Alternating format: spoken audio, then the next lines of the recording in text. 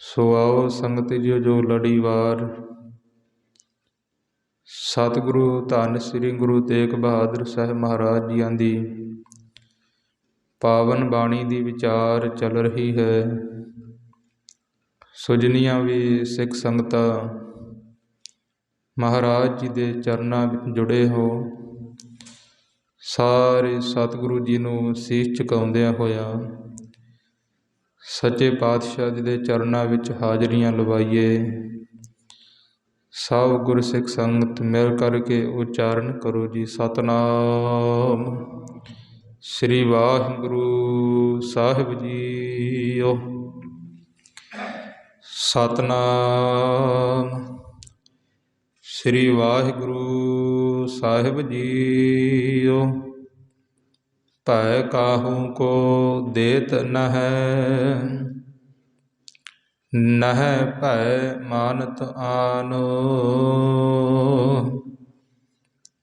ਕਹੋ ਨਾਨਕ ਸੁਨ ਰੇ ਮਨਾ, ਗਿਆਨੀ ਤਾਹੇ ਬਖਾਨੋ। ਵਾਹਿਗੁਰੂ ਜੀ ਕਾ ਖਾਲਸਾ, ਵਾਹਿਗੁਰੂ ਜੀ ਕੀ ਫਤਿਹ।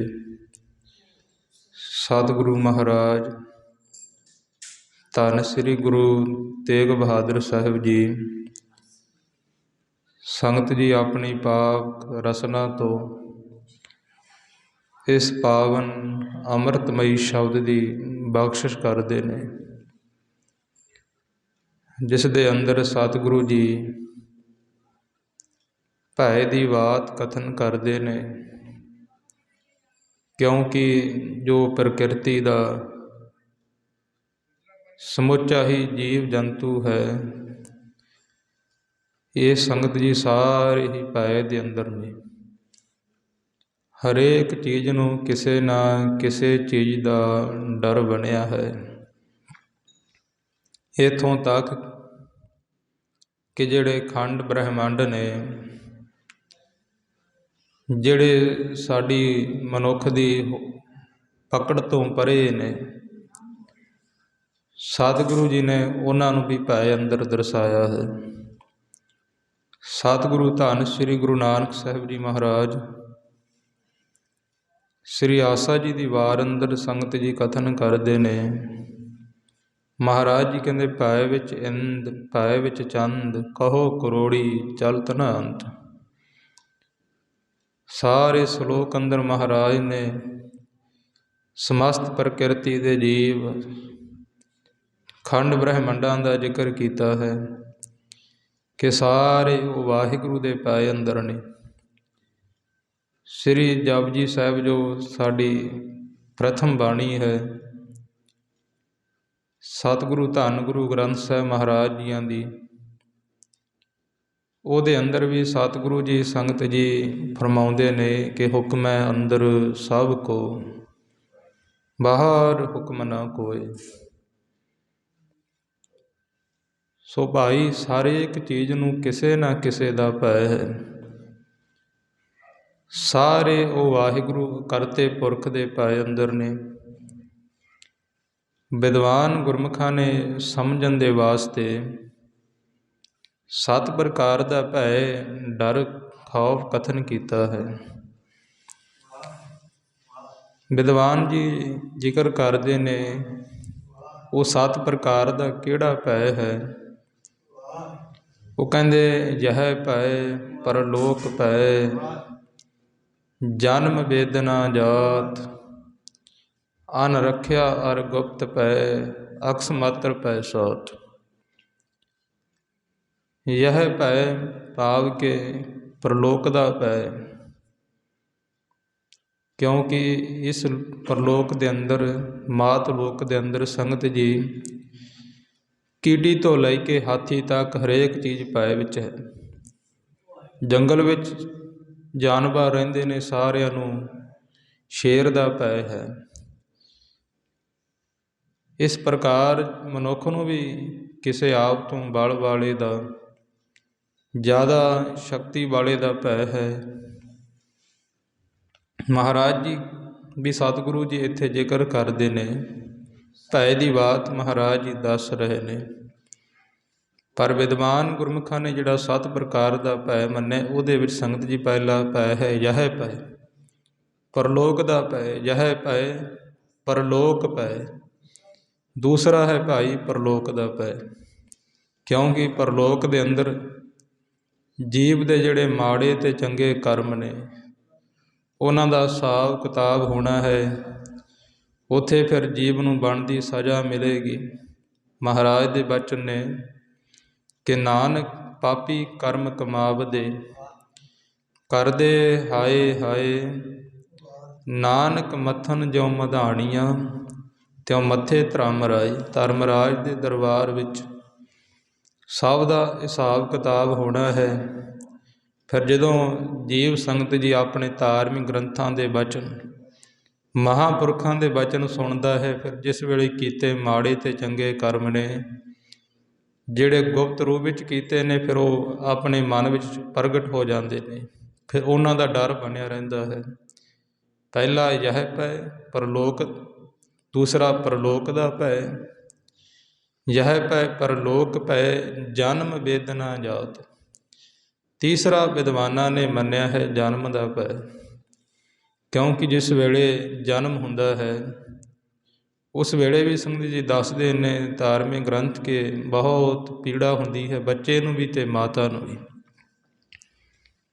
ਦੱਸਦੇ ਨੇ ਸਾਡੇ ਇਸ ਦੇਸ਼ ਦੇ ਜਿਹੜੇ ਪੁਰਾਤਨ ਪ੍ਰਾਚੀਨ ਗ੍ਰੰਥ ਨੇ, ਵੈਦਿਕ ਗ੍ਰੰਥ ਨੇ, ਉਹਨਾਂ ਵਿੱਚ ਕੁਝ ਪ੍ਰਮਾਣ ਦੇ ਕੇ ਸਮਝਾਇਆ ਹੈ।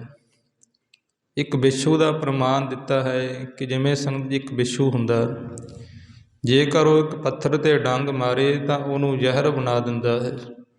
ਇੰਨਾ ਬਿੱਛੂ ਦੇ ਵਿੱਚ ਇੰਨਾ ਜ਼ਹਿਰ ਹੁੰਦਾ ਹੈ। ਇਸ ਪ੍ਰਕਾਰ ਉਹ ਵਿਦਵਾਨ ਗ੍ਰੰਥ ਵਿੱਚ ਜ਼ਿਕਰ ਹੈ, ਜੇਕਰ 7000 ਬਿੱਛੂ ਇਕੱਠਾ ਡੰਗ ਮਾਰੇ ਫਿਰ ਕੀ ਹਾਲਾਤ ਹੋਵੇਗੀ। ਕਹਿੰਦੇ ਜਿਸ ਵੇਲੇ ਜਨਮ ਹੁੰਦਾ ਹੈ ਇੰਨਾ ਦਰਦ ਹੁੰਦਾ ਹੈ। ਤਾਂ ਹੀ ਤਾਂ ਜਿਹੜੇ ਗੁਰਬਾਣੀ ਅੰਦਰ ਸਨ 4 ਪ੍ਰਕਾਰ ਦਾ ਮਹਾਰਾਜ ਨੇ ਕਿਰਪਾ ਕਰਕੇ, ਹਜ਼ੂਰ ਨੇ ਵੀ ਬਚਨ ਕੀਤੇ ਨੇ, ਮਹਾਰਾਜ ਇੱਕ ਦੁੱਖ ਕਾਟੋ ਰਾਮ ਰਾਏ ਮੇਰਾ, ਹਿਰਦੈ ਦੇਹ ਅਰ ਗਰਭ ਵਸੇਰਾ। ਕਿ ਮਹਾਰਾਜ ਇਹ ਵੀ ਮੈਨੂੰ ਬਹੁਤ ਵੱਡਾ ਦੁੱਖ ਹੈ ਮੇਰਾ। ਜਗਿਆਸੂ ਮੁਖ ਦੁਆਰਾ ਮਹਾਰਾਜ ਨੇ ਉੱਥੇ ਵੀ ਸੰਗਤ ਜੀ ਗੁਰਸਿੱਖਾਂ ਨੂੰ ਬੇਨਤੀ ਕਰਨ ਦਾ ਜਾਚ ਸਿਖਾਈ ਹੈ। ਤੀਸਰਾ ਵਿਦਵਾਨਾਂ ਨੇ ਜਨਮ ਦਾ ਭੈ ਮੰਨਿਆ ਹੈ, ਜਨਮ ਵੇਦਨਾ ਜਾਤ। ਚੌਥਾ ਹੈ ਜਾਤ ਦਾ ਭੈ। ਗੁਰਸਿੱਖਾਂ ਦੇ ਅੰਦਰ ਸੰਗਤ ਜੀ ਜਾਤ ਪਾਤ ਨਹੀਂ। ਮਹਾਰਾਜ ਦੇ ਬਚਨ ਨੇ ਮਾਨਸ ਕੀ ਜਾਤ ਸਭੈ ਏਕੈ ਪਹਿਚਾਨਬੋ, ਕਿ ਮਨੁੱਖ ਦੀ ਇੱਕ ਹੀ ਜਾਤ ਹੈ। ਸਤਿਗੁਰੂ ਧੰਨ ਗੁਰੂ ਗੋਬਿੰਦ ਸਿੰਘ ਸਾਹਿਬ ਨੇ ਤਾਂ ਅੰਮ੍ਰਿਤ ਦੀ ਦਾਤ ਦੇ ਕਰਕੇ, ਮਹਾਰਾਜ ਗੁਰੂ ਨਾਨਕ ਸਾਹਿਬ ਨੇ ਸੰਗਤ ਪੰਗਤ ਦਾ ਸੰਧਾਨ ਦੇ ਕਰਕੇ ਜਾਤ ਪਾਤ ਦਾ ਜਿਹੜਾ ਅਭਿਮਾਨ ਹੈ, ਰੋਗ, ਉਹ ਕੱਟਿਆ ਹੈ। ਪਰ ਕਿਹੜੀ ਜਾਤ ਦਾ ਵਿਦਵਾਨ ਨੇ ਜ਼ਿਕਰ ਕੀਤਾ ਹੈ, ਉਹ ਹੈ ਭਾਈ ਜਿਵੇਂ ਘੱਟ ਗਿਣਤੀਆਂ ਅਤੇ ਬਹੁ ਗਿਣਤੀਆਂ ਕਈ ਵਾਰੀ ਹੱਤਿਆਚਾਰ ਕਰਦੀਆਂ ਨੇ, ਇਹ ਭੈ ਬਣਿਆ ਰਹਿੰਦਾ। ਜਿਸ ਤਰ੍ਹਾਂ ਔਰੰਗਜ਼ੇਬ ਬਾਦਸ਼ਾਹ ਨੇ ਕਸ਼ਮੀਰੀ ਪੰਡਤਾਂ 'ਤੇ ਹੱਤਿਆਚਾਰ ਕੀਤਾ। ਕਈ ਵਾਰੀ ਇਹੋ ਜਿਹਾ ਵੀ ਸਮਾਂ ਵੇਖਣ ਨੂੰ ਮਿਲਦਾ ਹੈ। ਚੌਥਾ ਹੈ ਭਾਈ ਜਾਤ ਦਾ ਭੈ, ਜਹ ਭੈ ਪਰਲੋਕ ਭੈ ਜਨਮ ਵੇਦਨਾ ਜਾਤ, ਅਨ ਰੱਖਿਆ ਅਰ ਗੁਪਤ ਭੈ। ਫਿਰ ਅਨ ਰੱਖਿਆ ਭੈ ਕਿਹੜਾ ਹੈ, ਉਹ ਹੈ ਸੰਗਤ ਜੀ ਪੰਜਵਾਂ ਭੈ ਜਿਹੜਾ ਹੈ ਕਿ ਮਨੁੱਖ ਦੇ ਜਿਸ ਵੇਲੇ ਸਮਾਂ ਆਉਂਦਾ ਹੈ, ਪਤਾ ਲੱਗ ਜਾਂਦਾ ਹੁਣ ਸੰਸਾਰ ਤੋਂ ਜਾਣਾ। ਜਿਹਨੂੰ ਮਹਾਰਾਜ ਜੀ ਕਹਿੰਦੇ ਜਹ ਮਾਤ ਪਿਤਾ ਸੁਤ ਮੀਤ ਨ ਭਾਈ, ਮਨ ਊਹਾ ਨਾਮ ਤੇਰਾ ਸੰਗ ਸਹਾਈ। ਜਿਹੜੀ ਇਹ ਅਵਸਥਾ ਹੈ ਕਿ ਹਰੀ ਦਾ ਨਾਮ ਇਕੱਠਾ ਨਹੀਂ ਕੀਤਾ, ਚੰਗੇ ਕਰਮ ਨਹੀਂ ਕੀਤੇ, ਸਾਰੀ ਉਮਰ ਪਾਪ ਕੀਤਾ ਹੈ, ਫਿਰ ਉਹ ਸੰਗਤ ਜੀ ਭੈ ਬਣਿਆ ਰਹਿੰਦਾ ਹੈ। ਅਤੇ ਜਿਹੜਾ 6ਵਾਂ ਭੈ ਹੈ ਉਹ ਭਾਈ ਗੁਪਤ ਭੈ। ਕੋਈ ਇਹੋ ਜਿਹਾ ਕਰਮ ਹੋ ਜਾਵੇ ਸੰਸਾਰ ਵਿੱਚ, ਮਨੁੱਖ ਨੂੰ ਹਰ ਵੇਲੇ ਡਰ ਬਣਿਆ ਰਹਿੰਦਾ ਕਿ ਜੇਕਰ ਇਹ ਕਿਤੇ ਮੇਰਾ ਪਾਪ ਉਜਾਗਰ ਹੋ ਗਿਆ, ਪ੍ਰਗਟ ਹੋ ਗਿਆ, ਮੈਨੂੰ ਸੰਸਾਰ ਵਿੱਚ ਰਹਿਣਾ ਬੜਾ ਮੁਸ਼ਕਲ ਹੋ ਜਾਵੇਗਾ, ਬੜਾ ਵੱਡਾ ਕਲੰਕ ਲੱਗ ਜਾਵੇਗਾ। ਇਹ 6ਵਾਂ ਭੈ ਮੰਨਿਆ ਹੈ। 7ਵਾਂ ਮੰਨਿਆ ਅਕਸ ਮਾਤਰ ਭੈ ਸਾਥ। ਅਕਸ ਮਾਤਰ ਭੈ ਕਹੀ ਹੈ ਕਿ ਜਿਵੇਂ ਸਮਝਣ ਵਾਸਤੇ ਸੰਗਤ ਜੀ ਆਪਾਂ ਕਈ ਵਾਰੀ ਕਿਸੇ ਸਫ਼ਰ 'ਤੇ ਜਾਂਦੇ ਹਾਂ, ਕਈ ਵਾਰੀ ਕੋਈ ਇਹੋ ਜਿਹਾ ਕਠਿਨ ਸਮਾਂ ਹੁੰਦਾ ਹੈ, ਚਾਹੇ ਸਾਨੂੰ ਡਰ ਬਣਿਆ ਰਹਿੰਦਾ ਕਿਤੇ ਐਕਸੀਡੈਂਟ ਨਾ ਹੋ ਜਾਵੇ, ਕਿਤੇ ਆਹ ਕਾਰਨ ਨਾ ਬਣ ਜਾਵੇ, ਕੋਈ ਸਰੀਰ 'ਤੇ ਬਿਮਾਰੀ ਨਾ ਆ ਜਾਵੇ। ਇਹ ਵਿਦਵਾਨਾਂ ਨੇ 7ਵਾਂ ਭੈ ਮੰਨਿਆ ਹੈ। ਦੁਬਾਰਾ ਫਿਰ ਮੈਂ ਦੁਹਰਾਉਣਾ ਦੋਹਰੇ ਨੂੰ, ਜਹ ਪੈ ਪਰਲੋਕ ਪੈ ਜਨਮ ਬਿਦ ਨਾ ਜਾਤ, ਅਨ ਰੱਖਿਆ ਅਰ ਗੁਪਤ ਪੈ ਅਕਸ ਮਾਤਰ ਪੈ ਸਾਤ। ਇਹ 7 ਪ੍ਰਕਾਰ ਦਾ ਭੈ ਹੈ। 8ਵਾਂ ਭੈ ਸਤਿਗੁਰੂ ਨੇ ਮੌਤ ਦਾ ਭੈ ਮੰਨਿਆ ਹੈ, ਜੋ ਸਾਰਿਆਂ ਨੂੰ ਭੈ ਹੈ। ਸਾਰੇ ਇਸ ਦੇ ਭੈ ਵਿੱਚ ਜਿਉਂਦੇ ਨੇ, ਹਰੇਕ ਜੀਵ ਡਰਦਾ ਹੈ ਮਰਨ ਤੋਂ। ਅਤੇ ਪਰ ਸਤਿਗੁਰੂ ਧੰਨ ਸ੍ਰੀ ਗੁਰੂ ਤੇਗ ਬਹਾਦਰ ਸਾਹਿਬ ਜੀ ਮਹਾਰਾਜ ਸੰਗਤ ਜੀ ਜੋ ਕਥਨ ਕਰ ਰਹੇ ਨੇ, ਮਹਾਰਾਜ ਜੀ ਕਿਹਦੀ ਅਵਸਥਾ ਦਰਸਾ ਰਹੇ ਨੇ, ਉਸ ਤੱਤ ਬੇਤੇ ਬ੍ਰਹਮ ਗਿਆਨੀ ਮਹਾਂਪੁਰਸ਼ ਦੀ, ਜਿਹੜਾ ਭਾਈ ਦੇ ਅਧਿਆਸ ਤੋਂ ਪਰੇ ਹੈ। ਜਿਸ ਤਰ੍ਹਾਂ ਅਮਰ ਸ਼ਹੀਦ ਸਿੰਘ ਸਾਹਿਬ ਭਾਈ ਮਨੀ ਸਿੰਘ ਸਾਹਿਬ ਜੀ, ਜਿਨ੍ਹਾਂ ਦਾ ਬੰਦ ਕੱਟਿਆ ਗਿਆ, ਜਿਸ ਵੇਲੇ ਸੰਗਤ ਜਲਾਦ ਨੇ ਬੰਦ ਕੱਟ ਰਿਹਾ ਸੀ, ਤਾਂ ਜਲਾਦ ਨੇ ਆਖਿਆ ਮੈਂ ਛੇਤੀ ਆਪਣਾ ਕੰਮ ਕਰਾਂ। ਭਾਈ ਮਨੀ ਸਿੰਘ ਦੇ ਗੁੱਟ 'ਤੇ ਜਿਸ ਵੇਲੇ ਦਾਅ ਟੋਕਾ ਚਲਾਉਣ ਲੱਗਿਆ, ਤਾਂ ਭਾਈ ਮਨੀ ਸਿੰਘ ਨੇ ਕਿਹਾ ਸੀ ਕਿ ਹੇ ਗੁਰਮੁਖਾ, ਤੈਨੂੰ ਤੇਰੇ ਮਾਲਕ ਦਾ ਹੁਕਮ ਹੈ, ਤੂੰ ਬੰਦ ਕੱਟ, ਮੇਰਾ ਪੋਟਾ ਕੱਟ। ਭਾਵ ਸਿੰਘ ਜਿਹੜੇ ਦੇ ਅਧਿਆਸ ਤੋਂ ਪਰੇ ਹੈ। ਉਹਨਾਂ ਗੁਰਮੁਖਾਂ ਦੀ, ਉਹਨਾਂ ਮਹਾਂਪੁਰਸ਼ਾਂ ਦੀ ਸਤਿਗੁਰੂ ਜੀ ਅਵਸਥਾ ਦਰਸਾ ਰਹੇ ਨੇ। ਸਤਿਗੁਰੂ ਜੀ ਕਹਿੰਦੇ ਭੈ ਕਾਹੂ ਕੋ ਦੇਤ ਨਹਿ, ਭਾਈ ਸਾਰੀ ਸ਼ਕਤੀਆਂ ਦੇ ਹੁੰਦਿਆਂ ਹੋਇਆਂ ਵੀ ਇਹੋ ਜਿਹੇ ਗੁਰਮੁਖ ਭੈ ਕਾਹੂ ਕੋ ਦੇਤ ਨਹਿ। ਭੈ ਨਾਮ ਹੈ ਡਰਦ, ਕਾਹੂ ਕੋ ਦੇਤ ਨਹਿ, ਨਾ ਕਿਸੇ ਨੂੰ ਭੈ ਇਹੋ ਜਿਹੇ ਗੁਰਮੁਖ ਦਿੰਦੇ ਨੇ। ਨਹਿ ਪਹਿ ਮਾਨਤ ਆਨ, ਅਤੇ ਨਾ ਕਿਸੇ ਦੇ ਖੌਫ ਦੇ ਅੰਦਰ, ਨਾ ਕਿਸੇ ਦੇ ਡਰ ਵਿੱਚ ਸਤਿਗੁਰੂ ਜੀ ਕਹਿੰਦੇ ਇਹੋ ਜਿਹੇ ਪਿਆਰੇ, ਇਹੋ ਜਿਹੀ ਅਵਸਥਾ ਵਾਲੇ ਸੰਤ ਮਹਾਂਪੁਰਸ਼ ਜਿਉਂਦੇ ਨੇ। ਸਤਿਗੁਰੂ ਧੰਨ ਸ੍ਰੀ ਗੁਰੂ ਤੇਗ ਬਹਾਦਰ ਸਾਹਿਬ ਜੀ ਮਹਾਰਾਜ, ਜਿਹੜੇ ਸੰਗਤ ਜੀ ਇਸ ਸ਼ਬਦ ਨੂੰ ਕਥਨ ਕਰ ਰਹੇ ਨੇ, ਮਹਾਰਾਜ ਨੇ ਪਹਿਲਾਂ ਆਪਣੇ ਜੀਵਨ 'ਤੇ ਕਮਾਇਆ। ਇਤਿਹਾਸ ਅਗਵਾਈ ਭਰਦਾ ਕਿ ਜਿਸ ਵੇਲੇ ਸਤਿਗੁਰੂ ਜੀ ਦਿੱਲੀ ਦੇ ਵਿੱਚ ਸ਼ਹੀਦੀ ਦੇਣ ਵਾਸਤੇ ਗਏ ਨੇ, ਤਾਂ ਉਸ ਵੇਲੇ ਸੰਗਤ ਜੀ ਉਸ ਸਮੇਂ ਦੇ ਬਾਦਸ਼ਾਹ ਔਰੰਗਜ਼ੇਬ ਨੇ, ਜੋ ਪਹਿਲਾਂ ਮਹਾਰਾਜ ਦੇ ਨਾਲ ਗੁਰਸਿੱਖ ਗਏ ਸਨ, ਭਾਈ ਦਿਆਲਾ ਜੀ, ਭਾਈ ਸਤੀ ਦਾਸ ਜੀ, ਭਾਈ ਮਤੀ ਦਾਸ ਜੀ ਇਤਿਆਦਿ ਗੁਰਸਿੱਖਾਂ ਨੂੰ ਸੰਗਤ ਜੀ ਪਹਿਲਾਂ ਸ਼ਹੀਦ ਕੀਤਾ। ਕਿਉਂਕਿ ਔਰੰਗਜ਼ੇਬ ਬਾਦਸ਼ਾਹ ਦੇ ਮਨ ਦਾ ਇਹ ਭਰਮ ਸੀ, ਇਹ ਖਿਆਲ ਸੀ ਕਿ ਜੇਕਰ ਇਹਨਾਂ ਦੇ ਸਾਹਮਣੇ ਇਹਨਾਂ ਦੇ ਸੇਵਕਾਂ ਨੂੰ, ਗੁਰਸਿੱਖਾਂ ਨੂੰ ਸਖਤ ਤਸੀਹੇ ਦੇ ਕਰਕੇ ਸ਼ਹੀਦ ਕੀਤਾ ਗਿਆ, ਤਾਂ ਇਹਨਾਂ ਦਾ ਮਨ ਦਰਵਿਆ ਜਾਵੇਗਾ, ਇਹ ਮੌਤ ਦਾ ਡਰ ਮੰਨ ਜਾਣਗੇ ਅਤੇ ਇਸਲਾਮ ਨੂੰ ਕਬੂਲ ਕਰ ਲੈਣਗੇ। ਪਰ ਸਤਿਗੁਰੂ ਨੇ ਸੰਗਤ ਜੀ ਉਸ ਵੇਲੇ ਕਿਹਾ ਸੀ ਕਿ ਔਰੰਗਜ਼ੇਬ, ਭੈ ਦੇਣਾ ਅਤੇ ਭੈ ਮੰਨਣਾ ਇਹ ਪਸ਼ੂਪਣਾ ਹੈ। ਕਿਉਂਕਿ ਇਸ ਜਿਹੜਾ ਸ਼ੇਰ ਹੈ ਉਹਦੇ ਭੈ ਵਿੱਚ, ਉਹ ਵੀ ਸ਼ੇਰ ਇੱਕ ਜਾਨਵਰ ਪਸ਼ੂ ਹੈ। ਬੱਕਰੀਆਂ ਅਤੇ ਆਦਿਕ ਜਿਹੜੇ ਹੋਰ ਛੋਟੇ ਨਰਮ ਗਊਆਂ ਜਾਨਵਰ ਨੇ, ਉਹ ਸ਼ੇਰ ਦੇ ਭੈ ਵਿੱਚ ਜਿਉਂਦੀਆਂ ਨੇ, ਅਤੇ ਸ਼ੇਰ ਉਹਨਾਂ ਨੂੰ ਪੈ ਦਿੰਦਾ। ਸ਼ੇਰ ਵੀ ਪਸ਼ੂ ਹੈ, ਅਤੇ ਜਿਹੜੇ ਜਾਨਵਰ ਉਹਦੇ ਭੈ ਵਿੱਚ ਜਿਉਂਦੇ ਨੇ ਉਹ ਵੀ ਪਸ਼ੂ ਨੇ। ਮਹਾਰਾਜ ਜੀ ਕਹਿੰਦੇ ਔਰੰਗਜ਼ੇਬ ਬਾਦਸ਼ਾਹ, ਭੈ ਮੰਨਣਾ ਅਤੇ ਭੈ ਦੇਣਾ ਇਹ ਪਸ਼ੂਪਣਾ ਹੈ। ਅਸੀਂ ਪਸ਼ੂ ਨਹੀਂ, ਅਸੀਂ ਉਸ ਅਕਾਲ ਪੁਰਖ ਵਾਹਿਗੁਰੂ ਦੇ ਦਾਸ ਸੇਵਕ ਹਾਂ। ਤਾਂ ਮਹਾਰਾਜ ਨੇ ਸੰਗਤ ਜੀ ਉਸ ਵੇਲੇ ਫਿਰ ਆਪਣੀ ਸ਼ਹਾਦਤ ਦਿੱਤੀ। ਗੁਰੂ ਸਾਹਿਬ ਨੇ ਬੜੇ ਸ਼ਾਂਤ ਚਿੱਤ ਅਡੋਲ ਕਰਕੇ, ਬੜਾ ਲੰਬਾ ਇਤਿਹਾਸ ਹੈ। ਧੰਨ ਬਾਬਾ ਜ਼ੋਰਾਵਰ ਸਿੰਘ, ਬਾਬਾ ਫਤਿਹ ਸਿੰਘ ਸਾਹਿਬ ਜੀਆਂ ਦਾ ਵੇਖੋ, ਨੀਹਾਂ ਦੇ ਵਿੱਚ ਯਾਨੀ ਕਿ ਸਾਹਿਬਜ਼ਾਦੇ ਨੇ ਆਪਣੇ ਸਰੀਰ ਦਾ ਬਲੀਦਾਨ ਦਿੱਤਾ। 7 ਸਾਲ ਅਤੇ 9 ਸਾਲ ਦੀ ਆਯੂ ਦੇ ਵਿੱਚ ਸਭ ਤੋਂ ਵੱਡੀ ਕੁਰਬਾਨੀ ਸਾਹਿਬਜ਼ਾਦਿਆਂ ਨੇ ਦਿੱਤੀ। ਇੰਨੀ ਛੋਟੀ ਉਮਰ ਦੇ ਵਿੱਚ ਸੰਗਤ ਜੀ, ਜੋ ਸਭਾ ਦੇ ਵਿੱਚ ਵਜ਼ੀਰ ਖਾਨ ਦੀ ਸਭਾ ਦੇ ਵਿੱਚ ਵੱਡੇ ਨੀਤੀਵਾਨ, ਵੱਡੇ ਪੜ੍ਹੇ ਦੁਨਿਆਵੀ ਵਿੱਦਿਆ ਹਾਸਲ ਕਰੀ ਬੈਠੇ ਲੋਕ ਸਨ, ਸਭ ਦੇ ਸਵਾਲਾਂ ਦਾ ਨਿਰਉੱਤਰ ਕਰ ਦਿੱਤਾ ਸਾਹਿਬਜ਼ਾਦਿਆਂ ਨੇ। ਸੋ ਇੱਥੇ ਸਤਿਗੁਰੂ ਸਾਹਿਬ ਜੀ ਉਹਨਾਂ ਮਹਾਂਪੁਰਸ਼ਾਂ ਦੀ ਅਵਸਥਾ ਦਰਸਾ ਰਹੇ ਨੇ ਕਿ ਭਾਈ ਭੈ ਕਾਹੂ ਕੋ ਦੇਤ ਨਹਿ, ਕਿ ਰੱਬ ਦੇ ਪਿਆਰੇ ਨਾ ਕਿਸੇ ਨੂੰ ਭੈ ਦਿੰਦੇ ਨੇ, ਨਹਿ ਪਹਿ ਮਾਨ ਧਿਆਨ, ਉਹ ਨਾ ਕਿਸੇ ਦੇ ਭੈ ਵਿੱਚ ਜਿਉਂਦੇ ਨੇ। ਕਿਉਂਕਿ ਮਹਾਰਾਜ ਸੱਚੇ ਪਾਤਸ਼ਾਹ ਨੂੰ ਪੁੱਛੀਏ, ਮਹਾਰਾਜ ਇਹ ਅਵਸਥਾ ਫਿਰ ਪ੍ਰਾਪਤ ਕਿੱਥੋਂ ਹੁੰਦੀ ਹੈ? ਤਾਂ ਸ੍ਰੀ ਗੁਰੂ ਅਰਜਨ ਸਾਹਿਬ ਜੀ ਸੰਗਤ ਜੀ, ਵੱਡੇ ਸਤਿਗੁਰੂ ਸ੍ਰੀ, ਜੋ ਆਪਾਂ ਜਿਸ ਵੇਲੇ ਬੱਚੇ ਅਤੇ ਬੱਚੀ ਦੇ ਆਨੰਦ ਕਾਰਜ ਹੁੰਦੇ ਨੇ, ਉਸ ਵੇਲੇ ਲਾਵਾਂ ਦਾ ਜਾਪ ਹੁੰਦਾ ਹੈ। ਉਹਦੇ ਵਿੱਚ ਇੱਕ ਤੁਕ ਇੱਕ ਸ਼ਬਦ ਆਉਂਦਾ ਹੈ। ਮਹਾਰਾਜ ਜੀ ਕਹਿੰਦੇ ਨਿਰਮਲ ਭਾਉ ਪਾਇਆ, ਹਰ ਗੁਣ ਗਾਇਆ, ਹਰ ਵੇਖਿਆ ਰਾਮ ਹਦੂਰੇ। ਕਿ ਜਿਹੜਾ ਪ੍ਰਮਾਤਮਾ ਦਾ ਨਿਰਮਲ ਭੈ ਹੈ, ਕਿ ਪ੍ਰਮਾਤਮਾ ਦੇ ਹੁਕਮ ਵਿੱਚ ਰਹਿਣਾ, ਹੋਰ ਕਿਸੇ ਦਾ ਖੌਫ ਡਰ ਨਾ ਮੰਨਣਾ, ਇਹ ਅਵਸਥਾ ਉਸ ਵੇਲੇ ਪ੍ਰਾਪਤ ਹੁੰਦੀ ਜਿਸ ਵੇਲੇ ਕੋਈ ਹਰੀ ਵਾਹਿਗੁਰੂ ਦੇ ਗੁਣ ਗਾਉਂਦਾ ਹੈ। ਕਿਉਂਕਿ ਪ੍ਰਮਾਤਮਾ ਦੇ ਗੁਣ ਗਾਉਣ ਵਾਲੇ ਕਿਸੇ ਨੂੰ ਡਰਦੇ ਅਤੇ ਡਰਾਉਂਦੇ ਨਹੀਂ। ਸੋ ਸਤਿਗੁਰੂ ਜੀ ਕਹਿੰਦੇ ਭਾਈ ਵਾਹਿਗੁਰੂ ਦੇ ਕੋਲੋਂ ਇਹ ਅਵਸਥਾ ਪ੍ਰਾਪਤ ਹੁੰਦੀ ਹੈ, ਕਿਉਂਕਿ ਵਾਹਿਗੁਰੂ ਆਪ ਨਿਰਭਉ ਅਤੇ ਨਿਰਵੈਰ ਹੈ ਜੀ। ਨਿਰਭਉ ਉਹ ਕਿਸੇ ਨਾਲ ਵੈਰ ਨਹੀਂ ਕਰਦਾ, ਨਿਰਵੈਰ ਨਾ ਉਹਦਾ ਕਿਸੇ ਨਾਲ ਵੈਰ ਹੈ। ਫਿਰ ਜਿਹੜਾ ਉਹਦੇ ਗੁਣ ਗਾਉਂਦਾ ਹੈ, ਉਸ ਨੂੰ ਸਿਮਰਦਾ ਹੈ, ਉਹ ਵੀ ਸੰਗਤ ਜੀ ਉਹਦੇ ਵਰਗੇ ਹੀ ਬਣ ਜਾਂਦਾ ਹੈ। ਪ੍ਰਤੱਖ ਵੀ ਉਦਾਹਰਨ, ਤੁਸੀਂ ਜਿਹੋ ਜਿਹੇ ਮਨੁੱਖ ਦੇ ਨਾਲ ਰਹਿਣ ਲੱਗ ਜਾਵੋਗੇ, ਤੁਹਾਡੀ ਅਵਸਥਾ ਉਹੋ ਜਿਹੀ ਬਣ ਜਾਵੇਗੀ। ਫਿਰ ਜਿਹੜਾ ਕਰਤੇ ਪੁਰਖ ਦੇ ਨਾਲ, ਜਿਹੜਾ ਗੁਰੂ ਨਾਨਕ ਨਿਰੰਕਾਰੀ ਦੇ ਗੀਤ ਗਾਵੇਗਾ, ਗੁਰੂ ਨਾਨਕ ਨਿਰੰਕਾਰੀ ਵਰਗਾ ਬਣ ਜਾਵੇਗਾ। ਮਹਾਰਾਜ ਜੀ ਕਹਿੰਦੇ ਖਾਲਸਾ ਮੇਰੋ ਰੂਪ ਹੈ ਖਾਸ, ਖਾਲਸੇ ਮਾਹੋ ਕਰੋ ਨਿਵਾਸ। ਸ੍ਰੀ ਦਸਮ ਗ੍ਰੰਥ ਸਾਹਿਬ ਅੰਦਰ ਮਹਾਰਾਜ ਸ੍ਰੀ ਗੁਰੂ ਗੋਬਿੰਦ ਸਿੰਘ ਸਾਹਿਬ ਦੇ ਬਚਨ ਨੇ, ਹਰ ਹਰ ਜਨ ਦੁਈ ਏਕ ਹੈ, ਬਿਬ ਵਿਚਾਰ ਕਛ ਨਾਹੇ।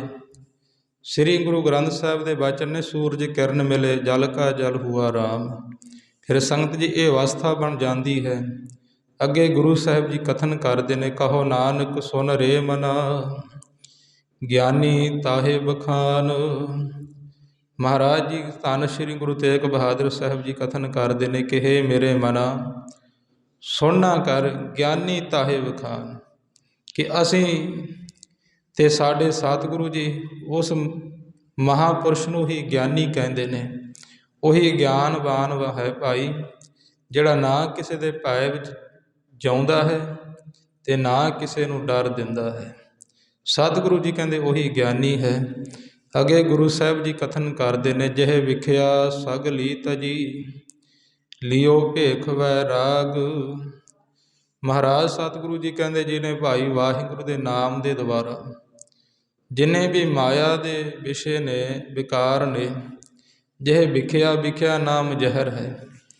ਕਿ ਜਿਹਨੇ ਭਾਈ ਵਿਕਾਰਾਂ ਨੂੰ ਜ਼ਹਿਰ ਸਮਝ ਕੇ ਸਗਲੀ ਸਾਰੀ ਤਜੀ, ਕਿ ਮਾਇਆ ਰੂਪੀ ਜਿਹਨੇ ਵਿਕਾਰ ਤਜੇ ਨੇ, ਛੱਡ ਦਿੱਤੇ। ਲਿਓ ਭੇਖ ਵੈਰਾਗ, ਭੇਖ ਨਾਮ ਲਿਵਾਸ ਦਾ ਹੈ, ਵੈਰਾਗ ਨਾਮ ਹੈ, ਵੈ ਨਾਮ ਤਿਆਗ ਦਾ, ਰਾਗ ਨਾਮ ਮੋਹ ਦਾ ਹੈ। ਕਿ ਜਿਹਨੇ ਭਾਈ ਮੋਹ ਤੋਂ ਤਿਆਗ ਕਰ ਦਿੱਤਾ, ਜਿਹੜੀ ਦੀ ਸਮਵਿਰਤੀ ਹੋ ਗਈ, ਜਿਹੜਾ ਪ੍ਰਮਾਤਮਾ ਦੇ ਵੱਲ ਜੁੜ ਗਿਆ। ਮਹਾਰਾਜ ਜੀ ਕਹਿੰਦੇ ਉਸ ਗੁਰਸਿੱਖ ਦੀ ਅਵਸਥਾ ਦੱਸ ਰਹੇ ਨੇ, ਜਿਹੇ ਵਿਖਿਆ ਸਗਲੀ ਤਜੀ, ਲਿਓ ਭੇਖ ਵੈਰਾਗ। ਕਿ ਜਿਹਨੇ ਭਾਈ ਵੈਰਾਗ ਧਾਰਨ ਕਰ ਲਿਆ। ਕਿਉਂਕਿ ਇਸ ਵਿੱਚ ਵੈਰਾਗ ਵੀ ਬਹੁਤ ਪ੍ਰਕਾਰ ਦਾ ਹੈ। ਕਈ ਵਾਰੀ ਆਪਾਂ ਵੇਖਦੇ ਹਾਂ ਕਿਸੇ ਦੇ ਨੇਤਰਾਂ ਵਿੱਚੋਂ, ਕਿਸੇ ਦੇ ਕਾਰਨ, ਦੁੱਖ ਦੇ ਕਾਰਨ, ਕਿਸੇ ਸੰਬੰਧੀ ਦੇ ਵਿਛੋੜੇ ਦੇ ਕਾਰਨ ਚਾਰ ਹੰਝੂ ਆ ਜਾਣੇ, ਅਸੀਂ ਉਹਨੂੰ ਵੀ ਕਹਿੰਦੇ ਕਿ ਵਿਰਾਗ ਦੇ ਹੰਝੂ ਨੇ। ਕਈ ਵਾਰੀ ਕੋਈ ਘਰੋਂ ਚਲਿਆ ਜਾਂਦਾ ਦੁਬਾਰਾ, ਫਿਰ ਮਹੀਨੇ ਤੋਂ 2 ਮਹੀਨਿਆਂ ਤੋਂ ਵਾਪਸ ਆ ਜਾਂਦਾ, ਆਪਾਂ ਕਹਿੰਦੇ ਕਿ ਵਿਰਾਗੀ ਹੋ ਗਿਆ ਸੀ। ਇੱਕ ਵਿਰਾਗ ਧਰਮ ਵਰਸ਼ ਦੇ, ਭਾਰਤ ਵਰਸ਼ ਦੇ ਅੰਦਰ ਮਤ ਵੀ ਚੱਲਦਾ ਹੈ। ਪਰ ਸਤਿਗੁਰੂ ਨੇ ਸੰਗਤ ਜੀ ਉਹ ਵਿਰਾਗ ਦੀ ਇੱਥੇ ਪਰਿਭਾਸ਼ਾ, ਉਹ ਵਿਰਾਗ ਨੂੰ ਕਥਨ ਨਹੀਂ ਕੀਤਾ। ਇੱਥੇ ਤੇ ਮਹਾਰਾਜ ਨੇ ਪੂਰਨ ਜਿਹੜਾ ਵਿਰਾਗ ਹੈ ਉਹਦਾ ਜ਼ਿਕਰ ਕਰ ਰਹੇ ਨੇ। ਕਿਉਂਕਿ ਮਹਾਰਾਜ ਜੀ ਦੇ ਵਚਨ ਨੇ ਕਿ ਜਿਹੜੇ ਸਾਡੀ ਆਤਮਿਕ ਗਿਆਨ ਹੈ ਉਹਦੇ ਅੰਦਰ 4 ਸਾਧਨ ਮੰਨੇ ਨੇ। ਕਿ ਜਿਹੜਾ ਸਾਨੂੰ ਆਪੇ ਦਾ ਗਿਆਨ ਕਰਾਉਣਾ ਹੈ, ਉਹ ਪਹਿਲਾਂ 4 ਮਨੁੱਖ ਦੀਆਂ 4 ਸਟੇਜਾਂ ਨੇ, 4 ਸਟੈਪ ਨੇ। ਉਹਨਾਂ ਵਿੱਚ ਪਹਿਲਾਂ ਪ੍ਰਥਮ ਹੈ ਜਿਹੜਾ ਉਹ ਵਿਰਾਗ ਮੰਨਿਆ ਹੈ। ਕਿ ਜਿਸ ਵੇਲੇ ਜੀਵ ਨੂੰ ਵਿਰਾਗ ਹੁੰਦਾ ਹੈ, ਫਿਰ ਜੀਵ ਸੰਸਾਰ ਤੋਂ ਉਪਰਾਮ ਹੁੰਦਾ ਹੈ। ਸਮਝਣ ਵਾਸਤੇ ਧਾਰਮਿਕ ਗ੍ਰੰਥਾਂ ਦੇ ਹਵਾਲੇ ਦੇਣੇ ਪੈਂਦੇ ਨੇ, ਪੜ੍ਹਨੇ ਸੁਣਨੇ ਪੈਂਦੇ ਨੇ।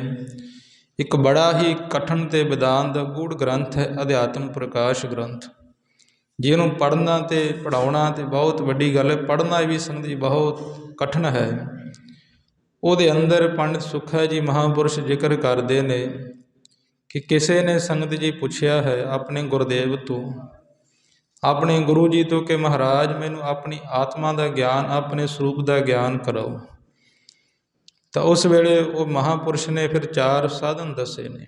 ਉਹਨਾਂ ਨੇ ਦੋਹਰੇ ਅੰਦਰ ਕਥਨ ਕੀਤੇ ਨੇ कि चार साधन गुरनन कहो प्रथमे एक वैराग। कि गुरु जी ਜਿਹੜੇ ਮਹਾਂਪੁਰਸ਼ ਨੇ, ਸੰਤ ਨੇ, ਪੂਜਨੀਕ ਨੇ, ਉਹਨਾਂ ਨੇ ਚਾਰ ਸਾਧਨ ਕਹੇ ਨੇ। ਪ੍ਰਥਮੇ ਏਕ ਵੈਰਾਗ, ਕਿ ਪਹਿਲਾ ਭਾਈ ਵੈਰਾਗ ਦਾ ਸਾਧਨ ਹੈ। ਕਿਉਂਕਿ ਇਸ ਜਿਹੜਾ ਵੈਰਾਗ ਹੈ, ਵੈਰਾਗ ਤੋਂ ਬਿਨਾਂ ਮਾਇਆ ਨਹੀਂ ਛੁੱਟਦੀ। ਹੁਣ ਸਤਿਗੁਰੂ ਸਾਹਿਬ ਨੂੰ ਪੁੱਛੀਏ ਮਹਾਰਾਜ ਵੈਰਾਗ ਕਿਹੋ ਜਿਹਾ ਹੁੰਦਾ ਹੈ, ਤਾਂ ਸਤਿਗੁਰੂ ਧੰਨ ਸ੍ਰੀ ਗੁਰੂ ਤੇਗ ਬਹਾਦਰ ਸਾਹਿਬ ਮਹਾਰਾਜ ਦੇ ਜੀਵਨ ਅੰਦਰ ਸੰਗਤ ਜੀ ਵਾਲ ਅਵਸਥਾ ਮਹਾਰਾਜ ਜੀਆਂ ਦੇ ਜੋ ਸਾਡੇ ਸਭ ਤੋਂ ਪੁਰਾਤਨ ਸਿੱਖ ਧਰਮ ਦਾ ਗ੍ਰੰਥ ਹੈ ਮਹਿਮਾ ਪ੍ਰਕਾਸ਼, ਉਹਦੇ ਅੰਦਰ ਮਹਾਂਪੁਰਸ਼ ਜ਼ਿਕਰ ਕਰਦੇ ਨੇ ਕਿ ਸਤਿਗੁਰੂ ਜੀ ਦਾ ਜਿਹੜਾ ਵੈਰਾਗ ਹੈ ਜਿਹੜਾ ਉਹ ਕਿਹੋ ਜਿਹਾ ਹੁੰਦਾ ਹੈ, ਕਿਹੋ ਜਿਹਾ ਵੈਰਾਗ ਜੀਵ ਨੂੰ ਧਾਰਨਾ ਕਰਨਾ ਪੈਂਦਾ ਹੈ।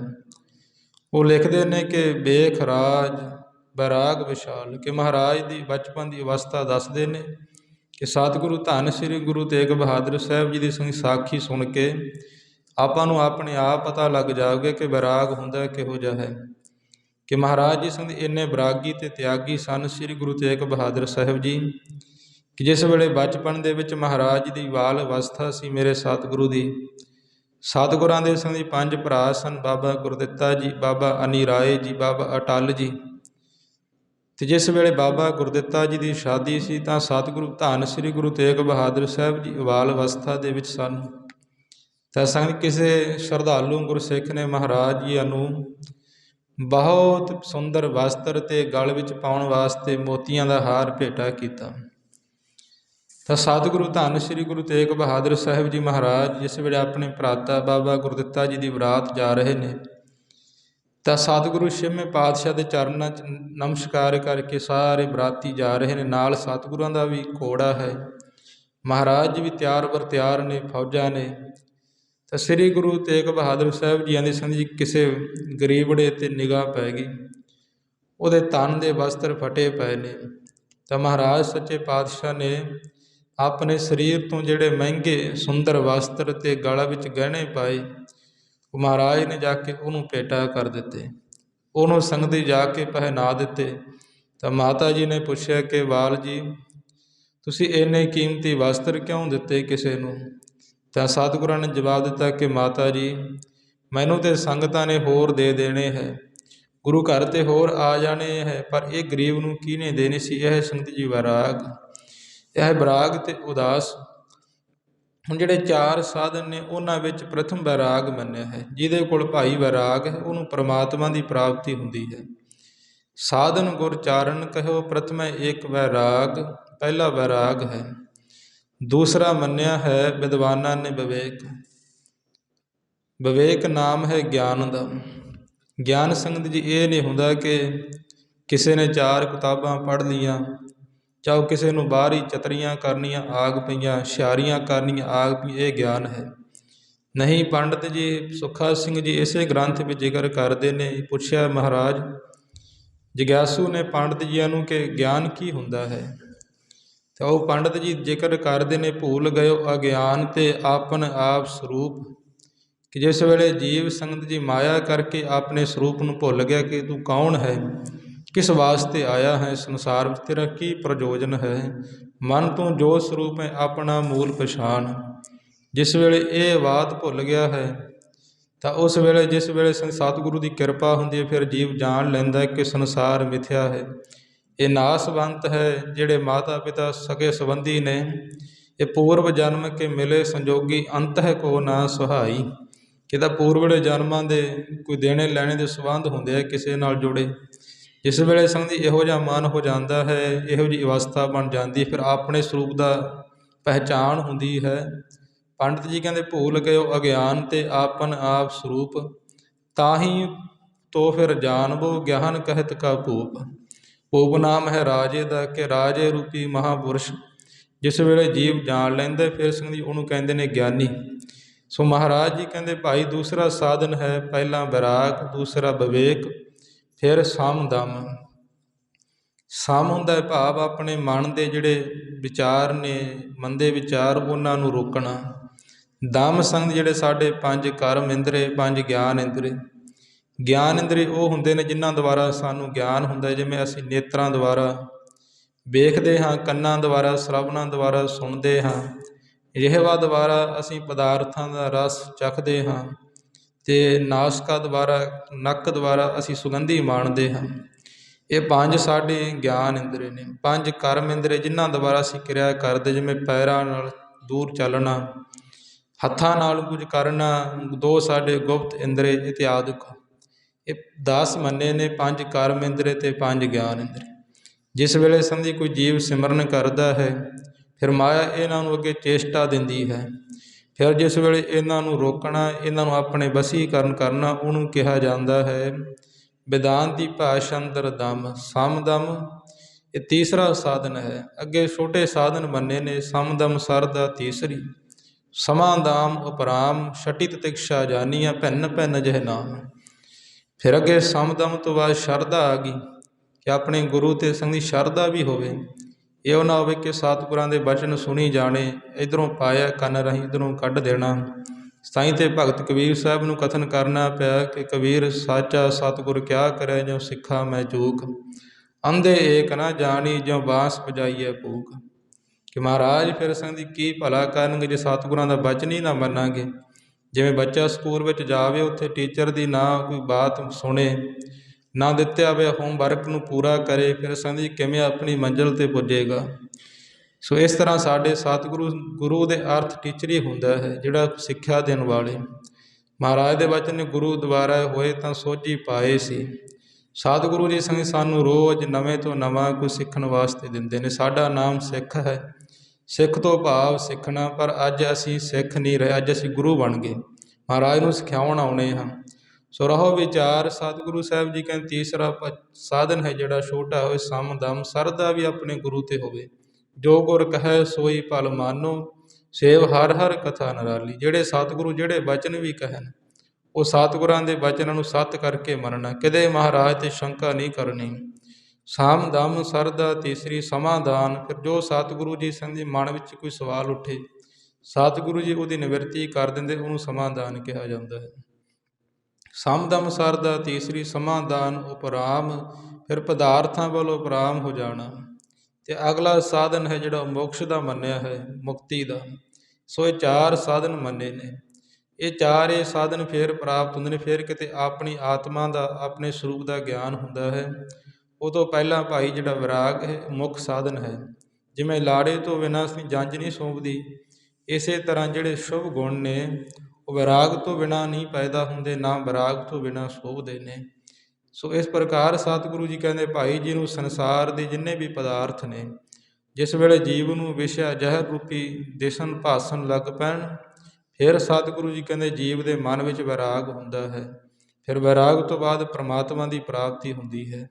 ਅੱਗੇ ਸਤਿਗੁਰੂ ਸਾਹਿਬ ਜੀ ਸੰਧੀ ਕਥਨ ਕਰਦੇ ਨੇ, ਕਹੋ ਨਾਨਕ ਸੁਨ ਰੇ ਮਨ, ਤਿਹ ਨਰ ਮਾਥੈ ਭਾਗ। ਗੁਰੂ ਸਾਹਿਬ ਜੀ ਕਥਨ ਕਰਦੇ ਨੇ ਕਿ ਹੇ ਮੇਰੇ ਪਿਆਰੇ ਮਨਾ, ਸੁਣਨਾ ਕਰ ਕਿ ਜਿਹੜੇ ਨਰ ਦੇ ਭਾਵ ਮਨੁੱਖ, ਕਿ ਜਿਹੜੇ ਗੁਰਸਿੱਖ ਨੂੰ ਸੰਗ ਦੀ ਵਿਰਾਗ, ਤੀਬਰ ਵਿਰਾਗ ਦੀ ਪ੍ਰਾਪਤੀ ਹੋ ਗਈ, ਜਿਹਨੇ ਪਦਾਰਥਾਂ ਨੂੰ ਵਿਸ਼ਾ ਰੂਪੀ ਜਾਣ ਕੇ ਛੱਡ ਦਿੱਤਾ। ਕਿਉਂਕਿ ਸੰਗ ਕਈ ਵਾਰੀ ਵਿਰਾਗ ਹੋ ਜਾਂਦਾ, ਜਿਵੇਂ ਰਾਜੇ ਭਰਥੀ ਨੂੰ ਵਿਰਾਗ ਹੋ ਗਿਆ ਸੀ, ਉਹਨੇ ਸਭ ਕੁਝ ਤਿਆਗ ਦਿੱਤਾ ਸੀ। ਪਰ ਇੱਕ ਦਿਨ ਰਾਜਾ ਭਰਥਰੀ ਅੰਮ੍ਰਿਤ ਵੇਲੇ ਸ਼ਹਿਰ ਕਰਨ ਜਾ ਰਿਹਾ ਸੀ, ਘੁੰਮਣ ਜਾ ਰਿਹਾ, ਤਾਂ ਵੇਖਿਆ ਕਿਸੇ ਨੇ ਪਾਣ ਦੀ ਥੁੱਕ ਚੱਬ ਕੇ ਸਿੱਟਿਆ ਹੋਇਆ।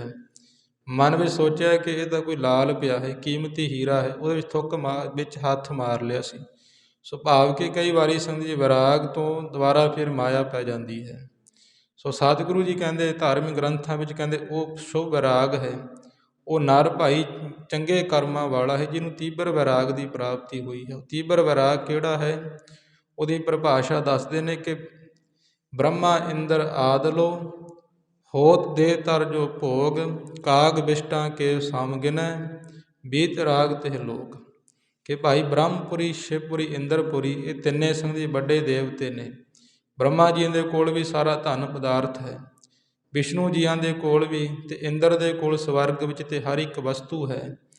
ਮਹਾਰਾਜ ਜੀ ਕਹਿੰਦੇ, ਧਾਰਮਿਕ ਮਹਾਂਪੁਰਸ਼ ਕਹਿੰਦੇ ਕਿ ਜਿਹੜੇ ਸੰਗਤ ਜੀ ਇਹਨਾਂ ਤਿੰਨੇ ਪੁਰੀਆਂ ਦੇ ਜਿੰਨੇ ਵੀ ਪਦਾਰਥ ਨੇ, ਬ੍ਰਹਮਾ ਇੰਦਰ ਆਦਿ ਹੋਤ ਦੇ ਤਰ ਜੋ ਭੋਗ, ਕਾਕ ਬਿਸ਼ਟਾਂ ਕੇ ਸਮਗਿਨੈ ਬੀਤ ਰਾਗ ਤੇ ਲੋ। ਕਿ ਦੇਹ ਧਾਰ ਕੇ ਜੇਕਰ ਇਹਨੇ ਸਾਰੇ ਪਦਾਰਥ ਮਿਲ ਜਾਣ, ਉਹਨਾਂ ਪਦਾਰਥਾਂ ਨੂੰ ਫਿਰ ਸੰਗਤ ਜਿਹੜਾ ਜਿਹਨੂੰ ਵੈਰਾਗ ਹੋਇਆ ਵੇ ਜਗਿਆਸੂ ਨੂੰ, ਮਨੁੱਖ ਨੂੰ, ਗੁਰਮੁਖ ਨੂੰ, ਫਿਰ ਜੇ ਉਹ ਇਹਨਾਂ ਪਦਾਰਥਾਂ ਨੂੰ ਕਾਕ ਬਿਸ਼ਟਾਂ ਕੇ ਸਮਗਿਨੈ, ਕਾਕ ਨਾਮ ਹੈ ਕਾਂ ਦਾ, ਕਿ ਕਾਂ ਦੀ ਬਿਸ਼ਟਾਂ ਦੇ ਭਾਵ ਕਾਂ ਦੀ ਗੰਦਗੀ ਦੇ ਸਮਾਨ ਜਾਣਦਾ ਹੋਵੇ। ਬੀਤ ਰਾਗ ਜਿਹੇ ਲੋਕ, ਕਿ ਜਿਹਦਾ ਭਾਈ ਰਾਗ ਮੋਹ ਬੀਤ ਗਿਆ ਹੋਵੇ, ਸਮਾਪਤ ਹੋ ਗਿਆ ਹੋਵੇ, ਜਿਹਨੇ ਪਦਾਰਥਾਂ ਤੋਂ ਜਿਹਨੂੰ ਅਪਰਾਮਤਾ ਮਿਲ ਗਈ ਹੋਵੇ, ਮਹਾਰਾਜ ਜੀ ਕਹਿੰਦੇ ਉਹ ਵਿਰਾਗੀ ਹੈ। ਜਿਸ ਤਰ੍ਹਾਂ ਸੰਤ ਗਿਆਨੀ ਮੋਹਨ ਸਿੰਘ ਜੀ ਖਾਲਸਾ ਜੀ ਪਿੰਡਰਾਂ ਵਾਲੇ ਮਹਾਂਪੁਰਸ਼ ਹੋਏ, ਹੁਣ ਸੰਗਤ ਜੀ ਭਾਵੇਂ ਉਹ ਸਰੀਰ ਕਰਕੇ ਨਹੀਂ ਰਹੇ, 3-4 ਸਾਲ ਹੋ ਗਏ ਉਹ ਸਰੀਰ ਕਰਕੇ ਚਲੇ ਗਏ। ਇਹੋ ਜਿਹੇ ਮਹਾਂਪੁਰਖ ਵਿਰਾਗੀ ਤਰਾਗੀ ਹੁੰਦੇ ਨੇ ਕਿ ਜਿਸ ਵੇਲੇ ਉਹਨਾਂ ਨੇ ਇੱਕ ਵਾਰੀ ਆਪਣਾ ਘਰ ਛੱਡਿਆ ਤਾਂ ਮੁੜ ਕੇ ਸੰਗਤ ਜੀ ਕਦੇ ਘਰੇ ਨਹੀਂ ਗਏ। ਸਭ ਤੋਂ ਵਿਰਾਗ ਦੀ ਉਹਨਾਂ ਵਿੱਚ ਇਹ ਗੱਲ ਸੀ ਕਿ ਇੱਕ ਵਾਰੀ ਉਹਨਾਂ ਦੇ ਭਰਾ ਉਹਨਾਂ ਨੂੰ ਮਿਲਣ ਵਾਸਤੇ ਆਏ ਬਹੁਤ ਸਮੇਂ ਬਾਅਦ। ਜਿਸ ਵੇਲੇ ਭਿੰਡਰ ਕਲਾਂ ਨਗਰ ਵਿੱਚ ਮਹਾਂਪੁਰਸ਼ਾਂ ਨੂੰ ਡੇਰੇ ਵਿੱਚ ਮਿਲਣ ਆਏ ਤਾਂ ਸੰਗਤਾਂ ਨੇ ਦੱਸਿਆ ਕਿ ਮਹਾਂਪੁਰਸ਼ੋ ਤੁਹਾਡੇ ਭਰਾਤਾ ਸ੍ਰੀ ਅਨੰਦਪੁਰ ਸਾਹਿਬ ਤੋਂ ਮਿਲਣ ਆਏ ਨੇ। ਤਾਂ ਸੰਗਤ ਜੀ ਮਹਾਂਪੁਰਸ਼ ਜਿਸ ਵੇਲੇ ਗਏ, ਜਾ ਕੇ ਆਪਣੇ ਭਰਾ ਦੀ ਸਿਆਣ ਨਹੀਂ ਰਹੀ ਤੇ ਦੂਸਰੇ ਭਰਾ ਨੂੰ ਸਿਆਣ ਕਹਿਣ ਲੱਗੇ, ਮਹਾਂਪੁਰਸ਼ੋ ਮੈਂ ਤੁਹਾਡਾ ਭਰਾ ਹਾਂ, ਆਪਾਂ ਇੱਕ ਮਾਤਾ ਦੇ ਪੇਟ ਵਿੱਚੋਂ ਪੈਦਾ, ਇੱਕ ਸਾਡਾ ਪਿਤਾ ਇੱਕ ਮਾਤਾ ਹੈ, ਇਕੱਠੇ ਬਚਪਨ ਬਿਤਾਇਆ, ਕੋਈ ਤੁਹਾਨੂੰ ਬਾਤ ਨਹੀਂ ਯਾਦ। ਉਸ ਵੇਲੇ ਸੰਗਤ ਮਹਾਂਪੁਰਸ਼ਾਂ ਨੇ ਦੁਬਾਰਾ ਫਿਰ ਉਹਨੂੰ ਕਹਿਤਾ ਕਿ ਪੂਰਵ ਜਨਮ ਕੇ ਮਿਲੇ ਸੰਜੋਗੀ ਅੰਤ ਹੈ ਕੋ ਨਾ ਸਹਾਈ। ਮਹਾਰਾਜ ਤੁਕ ਪੜ੍ਹ ਕੇ ਸੰਧੀ ਆਪਣੀ ਕੁਟੀਆ ਵਿੱਚ ਆ ਗਏ। ਭਾਵ ਇਹ ਹੁੰਦਾ ਹੈ ਤੀਬਰ ਵੈਰਾਗ, ਜੋ ਇੱਕ ਵਾਰੀ ਜਿਹੜੇ ਪਦਾਰਥਾਂ ਨੂੰ ਮੋਹ ਮਾਇਆ ਨੂੰ ਤਿਆਗ ਦਿੱਤਾ, ਮੁੜ ਕੇ ਉਹਦੇ ਵੱਲ ਝਾਕਣਾ ਵੀ ਨਾ। ਸਤਿਗੁਰੂ ਜੀ ਕਹਿੰਦੇ ਇਹੋ ਜਿਹੇ ਮਹਾਂਪੁਰਸ਼ ਜਿਹੜੇ ਭਾਈ ਇਹੋ ਜਿਹੇ ਗੁਰਸਿੱਖ ਹੁੰਦੇ ਨੇ, ਕਹੋ ਨਾਨਕ ਸੁਨ ਰੇ ਮਨਾ। ਧੰਨ ਸ੍ਰੀ ਗੁਰੂ ਤੇਗ ਬਹਾਦਰ ਸਾਹਿਬ ਜੀ ਕਹਿੰਦੇ ਮੇਰੇ ਮਨਾ ਸੁਣ ਨਾ ਕਰ, ਤਿਹ ਨਰ ਮੱਥ ਹੈ ਭਾਗ। ਉਹਨਾਂ ਸਤਿਪੁਰਸ਼ਾਂ ਦੇ ਵੱਡੇ ਭਾਗ ਨੇ ਜਿਨ੍ਹਾਂ ਨੂੰ ਭਾਈ ਇਹੋ ਜਿਹਾ ਵਿਰਾਗ ਹੋਇਆ ਹੈ। ਚਾਹੋ ਸੰਗਤ ਜੀ ਕਹੀਏ ਸਤਿਗੁਰੂ ਧੰਨ ਸ੍ਰੀ ਗੁਰੂ ਤੇਗ ਬਹਾਦਰ ਸਾਹਿਬ ਜੀ ਮਹਾਰਾਜ ਆਪ ਕਿੰਨੇ ਵਿਰਾਗੀ ਤਿਆਗੀ ਨੇ। ਆਪਣੇ ਸਰੀਰ ਦੇ ਉੱਪਰ ਇੰਨੇ ਸੁੰਦਰ ਵਸਤਰ ਲਾ ਕੇ ਕਿਸੇ ਗਰੀਬੜੇ ਨੂੰ ਦੇ ਦੇਣੇ, ਇਹ ਤੋਂ ਵੱਡਾ ਕੋਈ ਵਿਰਾਗ ਤੇ ਤਿਆਗ ਨਹੀਂ ਹੋ ਸਕਦਾ। ਸੋ ਰਹੋ ਵਿਚਾਰ ਸੰਗਤ, ਇੱਥੇ ਸ਼ਬਦ ਦੀ ਸਮਾਪਤੀ ਹੈ। ਸਤਿਗੁਰੂ ਸਾਹਿਬ ਜੀ ਕਿਰਪਾ ਕਰਨ।